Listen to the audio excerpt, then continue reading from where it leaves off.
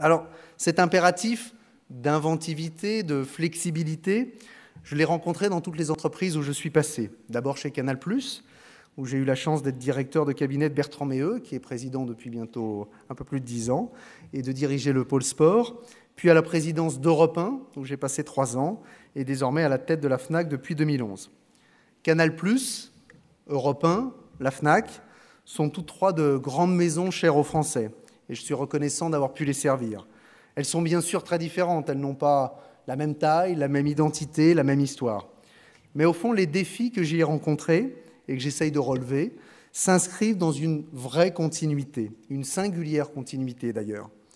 D'abord, ce sont des entreprises que l'on peut qualifier de patrimoniales, c'est-à-dire des enseignes historiques qui véhiculent depuis plusieurs décennies, c'est beau, des entreprises qui existent depuis plusieurs décennies, des valeurs et un imaginaire fort ancré chez le consommateur, le téléspectateur, l'auditeur.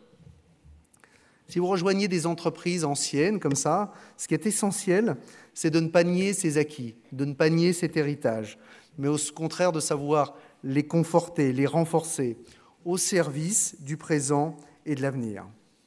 Mais toutes trois, solidement assises pourtant sur des atouts anciens, ont rencontré l'impérieuse nécessité de faire évoluer en profondeur leur modèle face à des bouleversements sans précédent.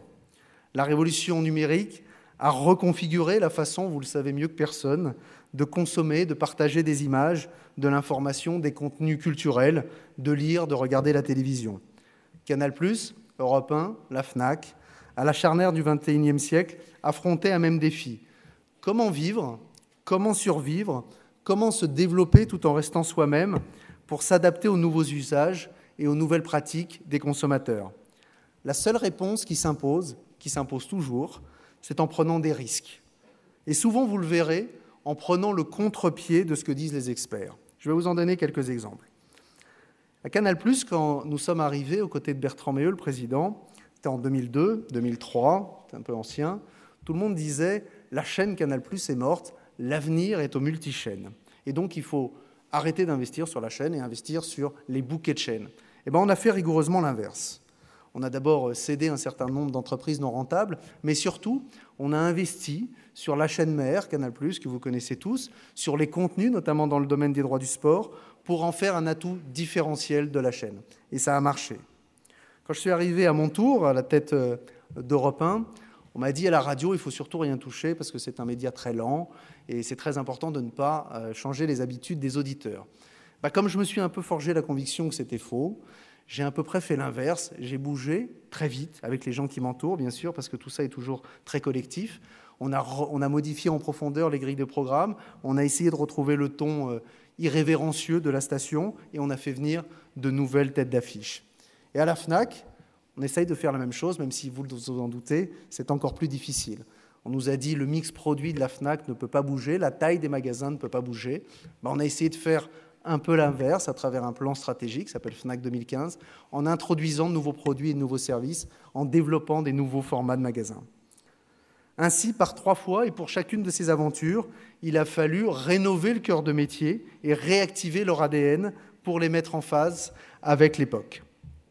En parallèle à ce travail d'adaptation, tous trois ont eu et ont encore à inventer et à préparer leur avenir.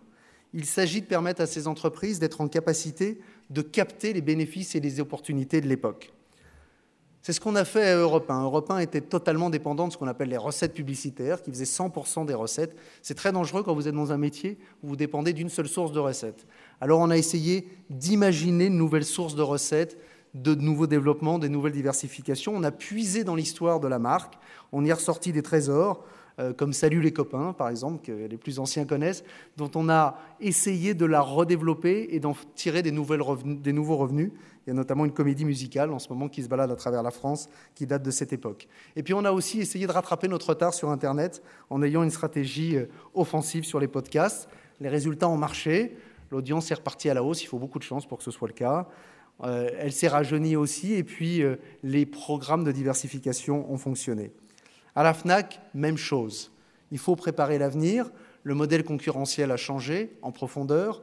On a aujourd'hui des concurrents mondiaux, vous les connaissez très bien, ils s'appellent Apple, ils s'appellent Amazon. Face à ça, il faut essayer de voir quels sont les atouts et comment vous préparez l'avenir. L'avenir de la Fnac, il passe d'abord par la construction d'une enseigne omnicanale qui réunit nos deux canaux de distribution, les magasins et l'offre digitale, qu'il faut réunir en un pour offrir le meilleur de ces deux mondes à nos clients. Mais l'avenir de la Fnac, elle passe aussi par des partenariats avec des grandes enseignes, avec des grandes marques, Apple, Microsoft, Google, pour bâtir le monde de demain. C'est ce qu'on a fait par exemple dans le domaine du livre numérique, en lançant une offre qui s'appelle Kobo by Fnac, qui nous permet d'être leader sur le marché du livre numérique. Au fond, le modèle économique de la Fnac que nous bâtissons, il essaye de réunir ce que vous devrez réconcilier aussi souvent dans votre carrière, innovation, tradition, proximité, vaste monde, immatériel, physique, Internet, boutique, contenu, contenant. Voilà les quelques exemples que j'ai eu la chance de vivre et d'apprendre et que je souhaitais partager avec vous.